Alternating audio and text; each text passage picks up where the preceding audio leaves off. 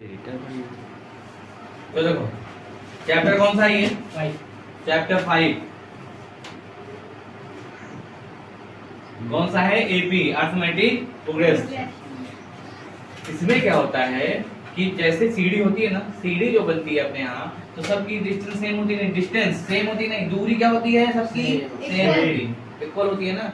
Same to same इसमें भी सब होगा।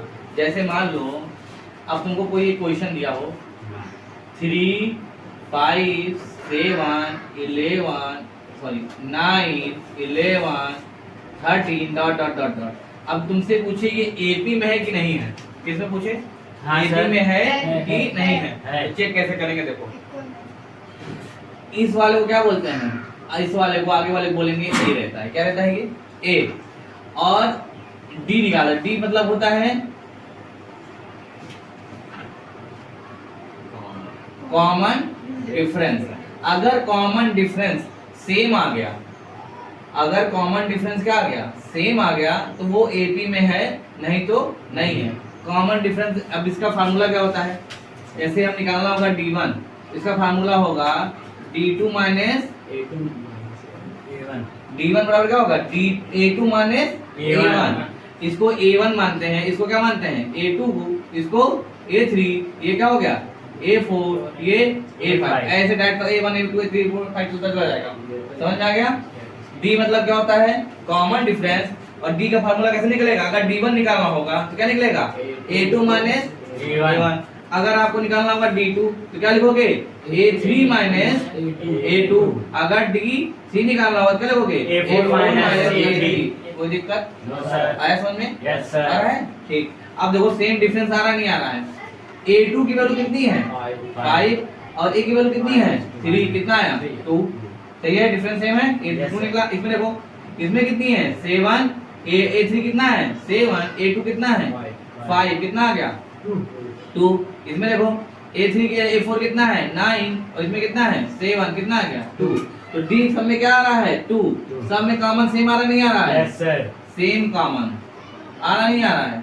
और जब सेम कॉमन आता है तो क्या हो जाता है ये? अगर डिफरेंस सेम नहीं आएगा तो वो एपी में नहीं है। अगर डिफरेंस सेम आ रहा है तो किसमें होगा? एपी में। समझ में आ गया? इतना कोई दिक्कत किसी को? ठीक। ए इसको क्या बोलते हैं? A1 A2 A3 A4। अब इसको क्या बोलते हैं? डी को कॉमन डिफरेंस। अगर हमको D1 निकालना होगा तो क्या लेंगे? A2 minus A1। D2 अगर मान लो तुमसे पूछे D5 निकालिए तो D5 के पहले क्या आएगा? 6 आता है ना। 5 बाद क्या आता है? 6 आता है। तो अगर D5 बोला तुमसे लोग से तो क्या लिखोगे? A6 minus A5। मतलब 5 बाद 6 आता तो क्या लेंगे? A6 minus. समझ में आया नहीं है? कहां से आएगा? अब 6 कहां है इसमें? 6 ये है A6। अब A6 मतलब 13 माइनस 11 कितना है? 2। मतलब सब में डिफरेंस कितना आ रहा है? सब में 2 आ रहा है ना। और जब सेम डिफरेंस आ रहा तो किसमें है वो? एपी में। और सेम डिफरेंस नहीं आएगा भैया तो एपी में नहीं है वो। अब तुमसे पूछ लेगा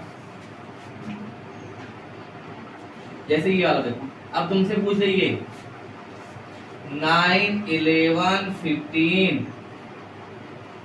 19 21। अब तुमसे पूछे क्या ये एपी में है? तो अब देखो ये A1 होता है, ये A2 होता है, ये A3 होता है, ये 4 होता है, ये 5 होता है, होता नहीं होता है? तो D1 क्या निकलेगा? A2 माइनस A1 कितना है? 11 माइनस 9 कितना आया? 2 आया। मगर D2 क्या हो जाएगा? A3 माइनस A2 कितना आया? 15 माइनस 11 कितना आया? 4। देखो अलग होगा नहीं होगा? तो ये एपी में नहीं है भैया। हाँ सर। ठीक है, कोई दिक्कत किसी को? No sir. नहीं आ रहा था समझ में? नोट डाउन कर लो तो। देखो वो एक आता है यन टर्म। यन टर्म जैसे मान लो डॉट डॉट बोले, अब यहाँ डॉट दिया नहीं मालूम ना कहाँ तक गई है। यन टर्म बोल ले तब कौन सा फार्मूला लगाते हैं? इसका फार्मूला निकलता है यन टर्म का ए एन बराबर होता है ए प्लस एन माइनस 1 और ये डी। यही फार्मूला होता है। क्या होता है? ए एन टर्म क्या हो जाएगा? ए एन मतलब एन टर्म इक्वल ए प्लस एन माइनस 1 डी। ए कहाँ से निकलेगा? पहले वाला। डी कहाँ से निकलेगा? डिफरेंस निकलेगा। सेम डिफरेंस होता है ना। ठीक। और एन क्या होगा? अब लोग कैसे सॉल्व होगी सवाल? अब तुमसे पूछ ले कि यहाँ चौथे टर्म तक आप बताओ कितना सम होगा? कितने टर्म तक? देखो 1 2 3 4 4 4 टर्म पूछा ना चौथे टर्म तक। तो क्या फॉर्मूला लगाएंगे? A4 लिखेंगे नहीं लिखेंगे आप लिखेंगे ना।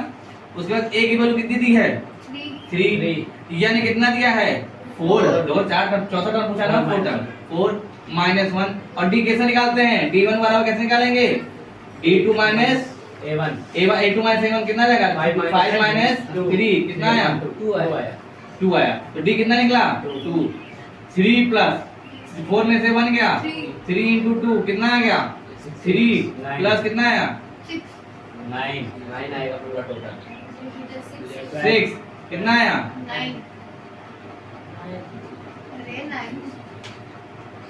तो A4 कौन सा टर्म आया 9 देखो 9 आना नहीं आ रहा वहां पर हाँ आया हाँ ठीक है हाँ आया समझ में A4 जैसे तुमसे पूछ ले कि भैया ये देखो जैसे तुमसे बोले 1 2 3 4 5 6 7 8 अब तुमसे बोले 8वां टर्म में कौन सा होगा अब 6 तक दिया है ना अब तुमसे क्या पूछ ले 8वां टर्म फार्मूला क्या होता है a n बराबर क्या होता है a plus n minus 1 into 2 8वां टर्म पूछा है इधर देखो पहले हाँ a 8 लिखेंगे यहाँ पर क्या लिखेंगे 3 यहाँ क्या लिखेंगे 8 माइनस 1 यहाँ क्या लिखेंगे 2 3 प्लस कितना आ गया 7 इंटू 2 कितना आया 7 2 जा 17 14 और कितना आ गया 14 और 13 17 तो ये जो टर्म होगा तो क्या आएगा 15 आएगा फिर क्या आएगा 17 देखो 1 2 3 4 5 6 7 8 8वां टर्म में क्या होगा 17 आया समझ में आया अक्षर नहीं आया समझ में आ गया ठीक अब जैसे बोले 11 टर्म बताओ जैसे तुमको दिया हो